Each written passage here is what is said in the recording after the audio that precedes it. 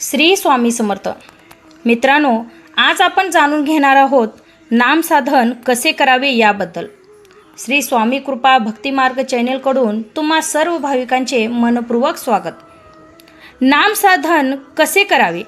एखादा दगडावर पुष्कळ पाणी एकदम ओतले तर तो दगड नुसता भिजेल आणि पाणी निघून जाऊन कोरडा होईल. पण तेच पाणी थेंब थेंब असे एकाच ठिकाणी आणि अखंड पडत राहिले तर त्या दगडाला भोग पडेल आणि काही दिवसांनी दगड फुटूनही जाईल. त्याप्रमाणे केव्हा तरी पुष्कळ साधन करण्यापेक्षा अगदी अल्प प्रमाणात का होईना पण नित्यनेमाने ठराविक वेळी आणि ठराविक स्थळी नामसाधन केले तर त्याचे परिणाम होते. जात्याला 2 पेटी असतात.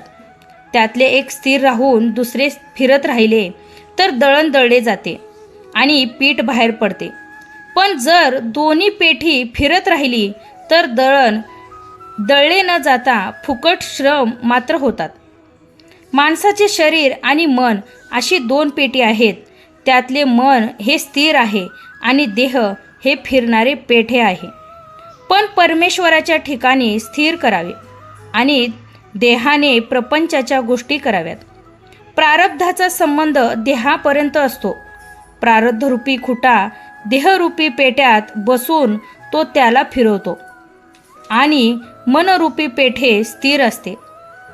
देह प्रारब्धावर सोडावा आणि मन भगवंताच्या स्मरणात स्थिर ठेवावे. याहून नामाचे साधन दुसरे काय? हे साधन अमल्यात साधेल असे नाही. ते कोणालाही साधेल. गरिबाला गरिबीचे दुःख होते म्हणून साधत नाही, तर श्रीमंताला पैशाचा अभिमान आणि लोभ असतो म्हणून साधत नाही. विद्वानाला विद्येचा अभिमान असतो म्हणून साधत नाही, तर अडाण्याला काय करावे हे समजत नाही म्हणून साधन नाही. शासक वृत्तीने कितीही साधन केले, कितीही नामस्मरण केले तर समाधान होणार नाही. नीतिधर्माचे आचरण, शास्त्रशुद्ध वर्तन, शुद्ध अंतकरण आणि भगवंताचे स्मरण इतक्या गोष्टी असतील तर साधक शेवटपर्यंत पोहोचेल आणि शेवटपर्यंत तो पोहोचला तरच फायदा. घरी पोहोचल्यावर पत्र लिहा असे म्हणतात. याचा अर्थ हाच आहे, प्रपंच करीत असताना वाईट विचार मनात येतात, त्याचप्रमाणे परमार्थ करीत असतानाही वाईट विचार आले म्हणून घाबरायचे कारण नाही. ज्यावेळी वाईट विचार मनात येतील त्यावेळी भगवंताचे नाम घेतले तर त्या विचाराची मजल पुढे जाणार नाही.